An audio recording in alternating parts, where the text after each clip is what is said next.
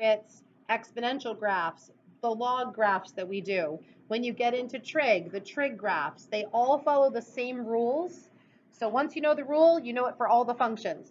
I gave you just two examples up at the top, absolute value and a quadratic, just to practice writing them with the shift, but it would apply to any of the functions. So up and down, to me, makes sense. You add the number or you subtract the number. So if I wanted to like shift absolute value up 4, so you've got your function and you're adding 4 units, or you've got your function and you're subtracting 4 units. To me, up and down kind of makes sense logically, right? I'm just adding or subtracting 4. I'm going to skip writing y equals every time. So like if I had x squared, I could do x squared plus 4 or x squared minus 4, and that would move me up or down. That one's straight and easy. It's the right and the left that gets students kind of caught up, confused, questioning the rules. I'll show you why it is in a minute, but to go to the right, you actually take the x value and subtract a number. So if I wanted to take absolute value and shift it to the right, I could say x minus 8 inside the absolute value. The reason for it is, what am I doing? Absolute value, right? So here's my original absolute value function. So what's making it shift over here right to 8? If you think about plugging in a value of 8 for x, y equals absolute value of x minus 8. If I plug in 8 for x, what do I get? 8 minus 8 gives you 0, right? So that puts 8 comma 0 on your shifted graph. So it's like changing the value by 8. It shifts it to the right by 8. And I always think about the x-intercept. 8, positive 8 is my x-intercept. But you can also just think of it as anything inside the parentheses is backwards what you think it should be. So to go to the left, you could do like x plus 8 would shift you to the left. And then for a quadratic, you could do like x minus 8 with a squared on the outside, or x plus 8 with a squared on the outside. So this is called outside of the function up here. This is called inside of the function. What's happening to x inside the function? So those are 4 of your 8 transformation rules, up, down, left, and right. You have to have them memorized. So you have to be able to identify those 4 transformations. And then there's 4 more down here, reflecting it over the x or y axis, and then stretching or shrinking your graph. So over the x-axis is just flipping the function upside down. So to flip the function upside down, you put the negative sign outside of the function. And that's the one that you'll see. It actually gets flipped upside down, right? So if it was face up like this, it's going to flip over, right, over the axis, and now it's upside down. If you flip it over the y-axis, this leg goes on top of this leg, and this leg goes on top of this leg, and you would actually see no change on this function because it's symmetrical over the y-axis, right? So you won't see any change. And the reason for that is the absolute value of anything is always positive. So even if you make the x values negative inside the function, it won't change what the function looks like. So this one would be, for the sake of it, I'll write negative x squared, but that's the same as just writing negative x squared. This one would be, oops, y equals negative. I should have put the y equals. This one would be y equals negative x is now in the parentheses and you're squaring it. So if it's upside down, it's outside the function. If it's inside the function, it's just left to right over the y-axis. I think these are really tricky. And if you don't know what the right answer is, you could try plugging in some points to see if you can figure out what's the correct transformation. And then vertical stretch means it's getting taller. So like 2 times the absolute value of x, or 2x squared. Vertical shrink is when it's less steep. So like 1/3 the absolute value of x, or 1/3 x squared. So those are the 8 different things that could happen to a function. So it's a lot of rules. This is another thing. If you wanted to take like a, a set of note cards, if you like to make, flashcards to study, especially if some of this stuff seems like, oh, he was talking about in that video today, effort, right? You don't have to come into pre-calculus with all of this. I remember everything from algebra 2, but if you take a little bit of effort and memorize these 8 rules, right, you're going to be really strong for this first, quiz or test. So if you just like wrote this on a note card, like, oh, I guess I should say like x squared plus 8, on the back, you could just write, what does that do? Okay, it goes up 8, right? So then you're just studying. I'm looking at this function and I'm thinking about what this plus 8 does. Oh yeah, it goes up 8. So you could just make 8 different cards to review those rules. All right, so now you got the rules.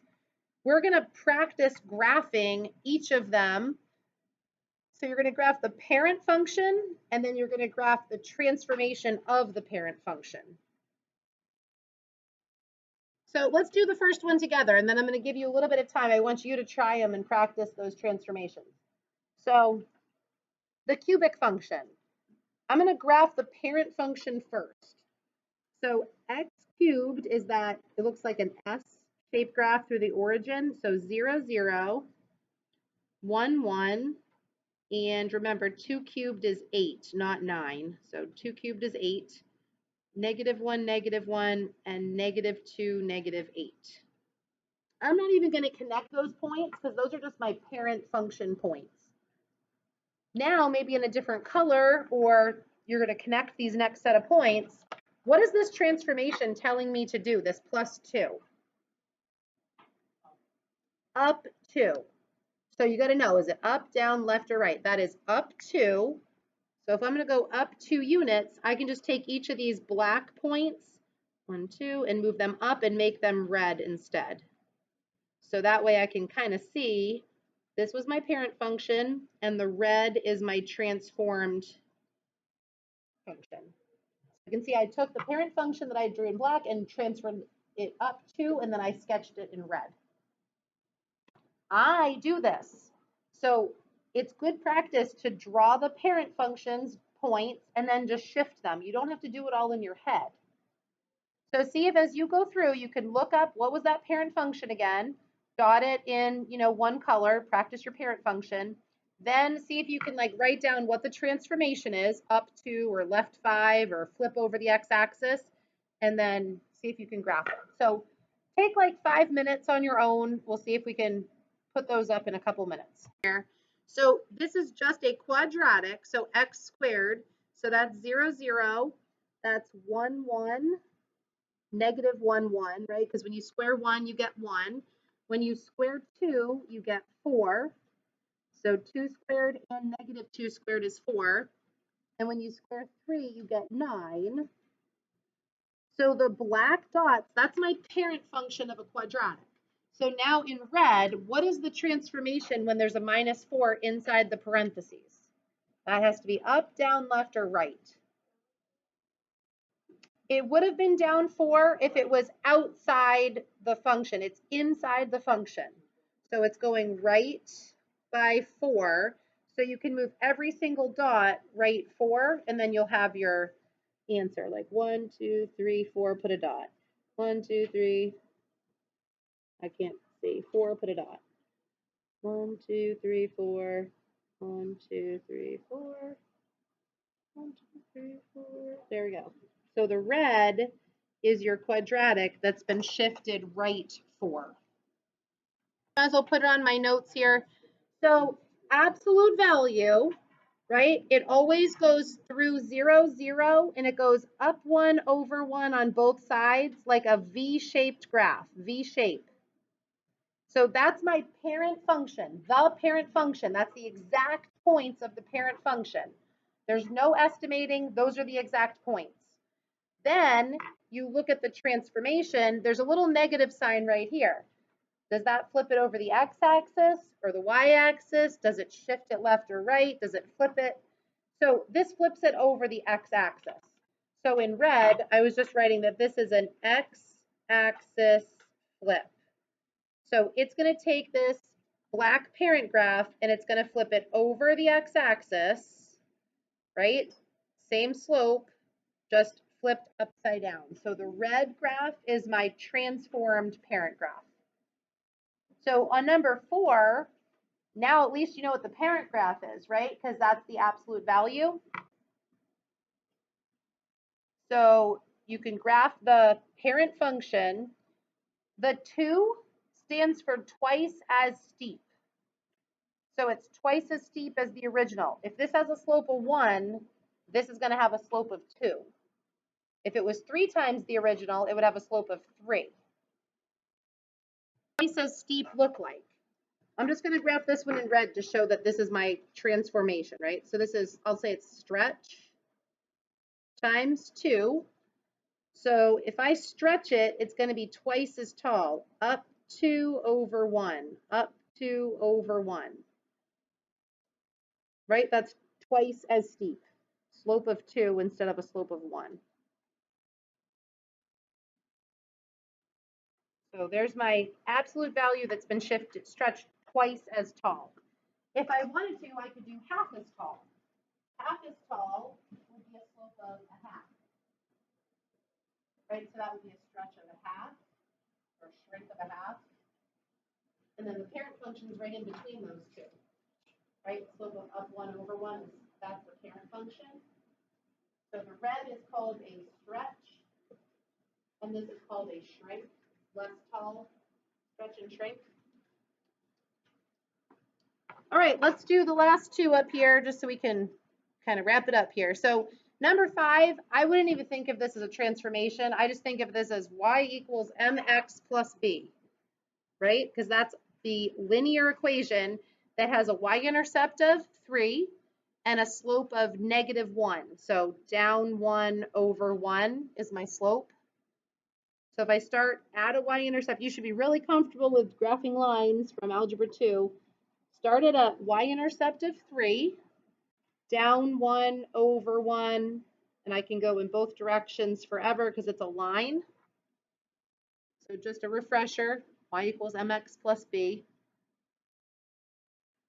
Technically, it's been shifted up 3, and it's flipped over the x-axis. That's exactly what happened to our, right? This was our parent function. It's been shifted up 3, and it's been flipped over the x-axis. All right, and then this last one, square root function. This is one you need to study a little bit because it's probably new for a lot of you. So the parent function, if I zoom in a little, starts at 0, 0. And then I think about perfect squares in my head. The first perfect square is 1. The square root of 1 is 1. The next perfect square is 4. And the square root of 4 is 2. So I'm going to go over 4, up 2. And then the last perfect square that's going to fit is 9. So I go over 9 and up 3. That is my parent function. I need to stretch this parent function twice as tall. So let me show you how to do the stretch. I would always put the parent function first. If you stretch 0, what's 0 times 2? Still 0. So you can't stretch 0, so my function is going to start on that point. But if you stretch 1, what's 2 times 1? 2 times 1 is 2, so I'm going to have a height of 2. And what about if I stretch the height that was 2 originally? Well, 2 times 2 is 4. So now I'm going to have a height of 4. And this had a height of 3, 4, 5, 6. So now I'm going to have a height of 6. So they're in line. So they're the same x value, but my y value just got multiplied by 2. So if I double the height of 1, I'm at 2. If I double the height of 2, I'm at 4. If I double the height of 3, I'm at 6. Doubling the height